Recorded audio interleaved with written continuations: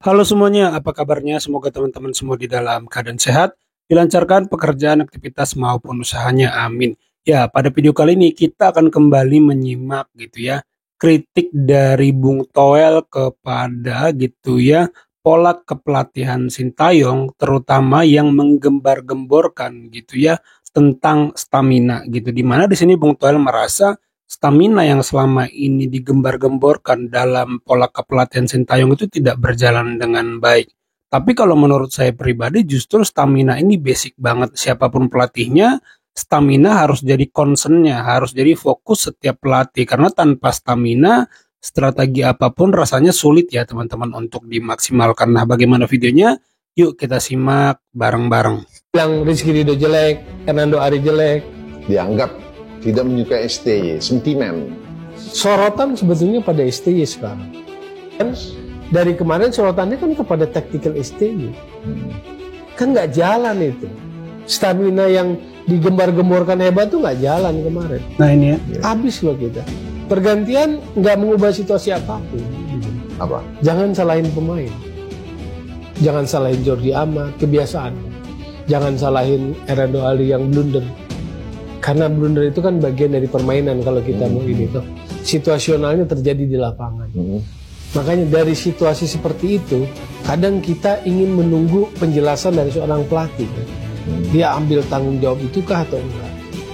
Dan saya nggak pernah dapat jumpa pers setelah pertandingan, dia menutupi mengcover itu semua gitu.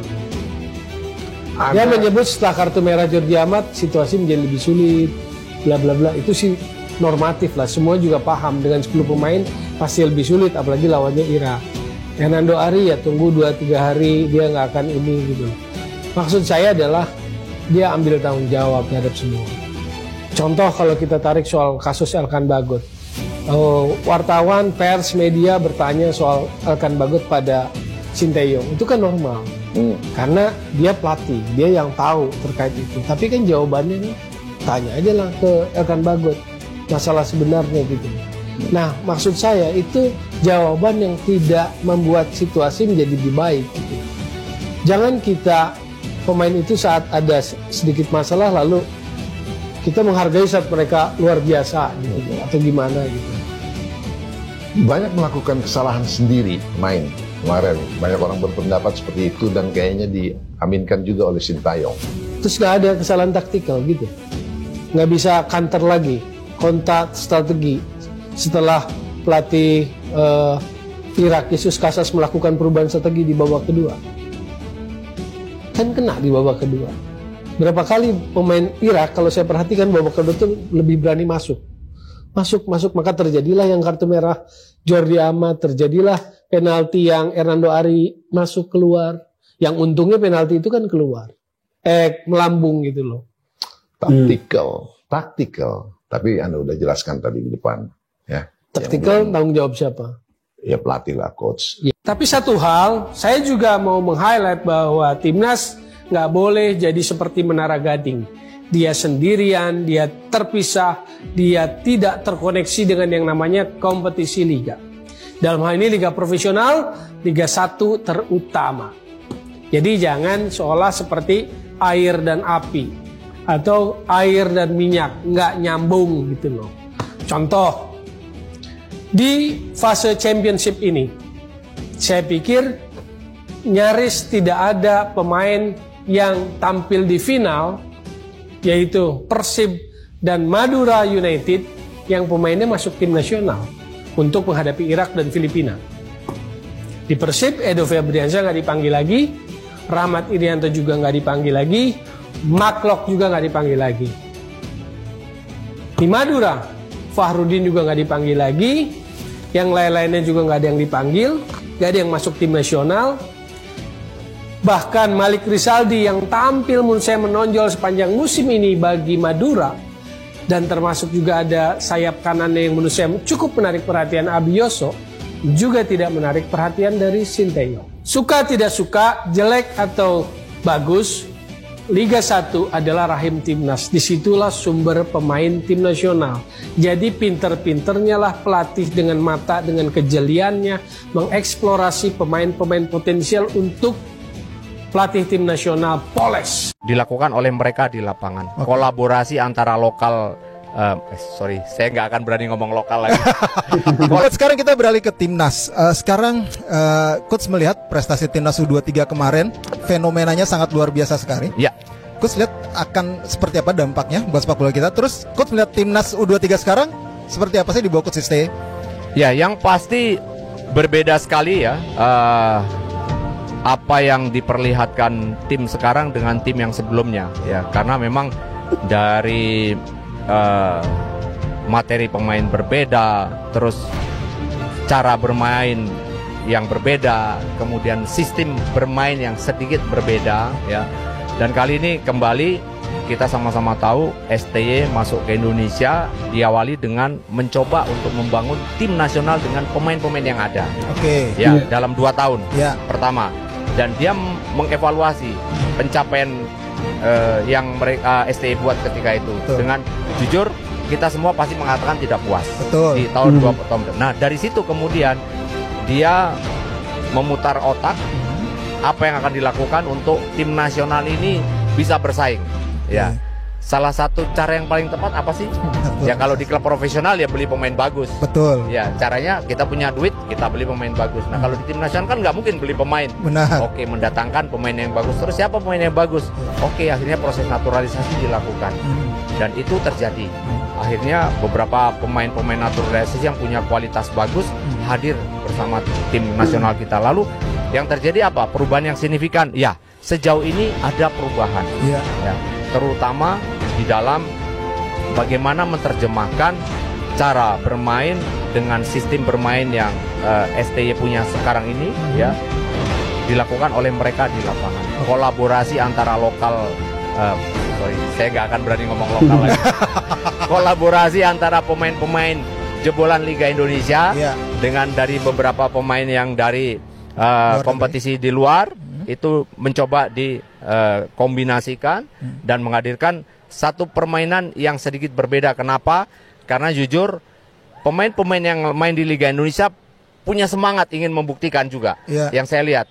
Nah sementara pemain yang baru datang bergabung dengan Indonesia itu pasti juga punya semangat ingin membuktikan bahwa mereka tidak salah memilih saya. Jadi dua momentum ini yang sekarang jadi satu sehingga jujur membuat tim nasional sekarang lebih terlihat ada satu energi yang berbeda yang diperlihatkan. Nah, terlepas dari apapun, saya harus katakan timnas di dalam 2 event yang saya lihat kemarin itu bermain dengan bagus dan menurut saya sukses menjalankan perannya.